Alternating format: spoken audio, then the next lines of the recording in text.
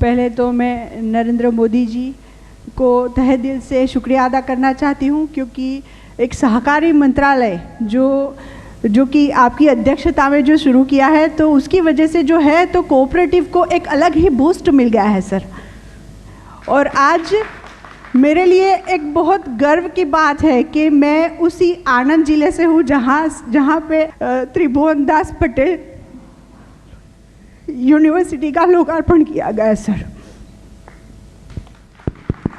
Parliament में त्रिभुवन काका के नाम का बहुत विरोध किया था कांग्रेस ने, और मैंने जमकर खिंचाई की थी कि इनके नाम से ही होगा। ताली बजाई थी सर उस टाइम पे भी मेरी आंख में ऐसे ही आंसू आए थे। आप अकेली नहीं है, पूरे गुजरात की महिलाएं त्रिभुवन काका को आशीर्वाद देती हैं। बहुत बड़ा काम हुआ है कि इनके नाम से यूनिवर्सिटी बनी है, और इन्होंने जो सच्ची कोऑपरेटिव की नींव डाली थी, इसके कारण आज गुजरात की 36 लाख महिलाएं 80,000 करोड़ का व्यापार कर रही। 80,000 करोड़। ये जो बहनें यहाँ कह रही ना 1 करोड़ का मैं दूध भरती हूँ, मैं 15 लाख का दूध भरती हूँ, 20 लाख का, ये त्रिभुवन काका न होते तो कभी न होता सर। और मैं गायत्री पटेल उसी अजरपुरा गांव से हूँ जहाँ से अमूल की पहली नींव रखी गई थी।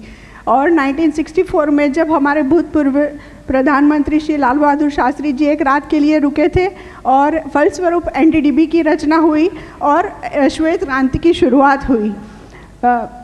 मेरी बात करूँ तो मैं बीकॉम ग्रेजुएट हूँ और डिप्लोमा इंफॉर्मेशन सिस्टम्स मैनेजमेंट किया है। मेरे पिताजी जो है तो वो मुझे वकील बनाना चाहते थे, और मेरी इच्छा थी कि मैं शादी करके फॉरेन चली जाऊँगी, और मेरी शादी भी उसी लड़के से हुई जो यूएसए में था। लेकिन कुछ कारणों सर मेरा जाना नहीं हो पाया, तो उनको वापस आना पड़ा, और आने के बाद मेरे ससुर जी की एक्सीडेंटली डेथ हो गई, और थोड़ी फिनेंशियली कंडीशन भी हमारी अच्छी नहीं थी। तो उस टाइम पे सोचा कि अभी ऐसा कुछ व्यवसाय सोचना पड़ेगा कि मम्मी को अकेला छोड़ नहीं सकते थे, तो इसके लिए हमने पशुपालन व्यवसाय को चूज़ किया। तो उस टाइम पे लोग बातें कर रहे थे कि भैया ये लोग फैमिली बैकग्राउंड मतलब घूमने फिरने वाले लोग हैं, तो पशुपालन में कैसे ही टिकेंगे, तो साल 2 साल में शायद बंद कर देंगे। तो हम लोगों ने मैंने और मेरे हस्बैंड ने ऐसा काम किया सर कि गांव लोग भी सोचने लगे कि भैया हम लोग तो ये सोच रहे थे कि लोग कुछ नहीं कर पाएंगे, तो ये लोगों ने सच में साबित कर लिया कि पशुपालन व्यवसाय में ये बहुत आगे जा सकते हैं। तो उन्हीं लोगों ने मुझे अजरपुरा डेयरी कोऑपरेटिव सोसाइटी की अध्यक्ष के रूप में चुना।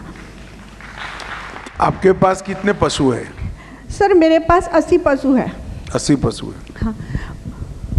और अजरपुरा डेयरी कोऑपरेटिव सोसाइटी के अध्यक्ष रूप में चुना गया, और मैं मेरे जैसी कितनी बहनों को आज प्रोत्साहन देती हूँ कि भैया आप लोग घर में से बाहर निकलो, फ़ोन में ज़्यादा आप अपना टाइम ख़राब कर रहे हो, इससे पहले आप उसे खा जाओ। और पशुपालन के साथ साथ में उनको मैं यही सुझाव देती हूँ कि अकेले पशुपालन के ऊपर निर्भर नहीं रहना, इसके साथ आपको अलग एक्टिविटीज़ भी करनी पड़ेगी, आपको इंटीग्रेटेड होना पड़ेगा। तो इसके साथ जैसे मैं गोबर से बहुत सारी प्रोडक्ट्स बनाती हूँ, मशरूम फार्मिंग भी करती हूँ, हनी बी कीपिंग भी करती हूँ, और एसएचजी भी चलाती हूँ, जिससे बहनों को साथ जोड़ के मैं एक हनी बी कीपिंग का ग्रुप भी चलाती हूँ जो एनडीडीबी और अमूल की सहायता से बना है सर। और यही सब एक्टिविटीज़ के लिए आप श्री के द्वारा ही मुझे Indian dairy association west zone का अवार्ड भी मिला है सर।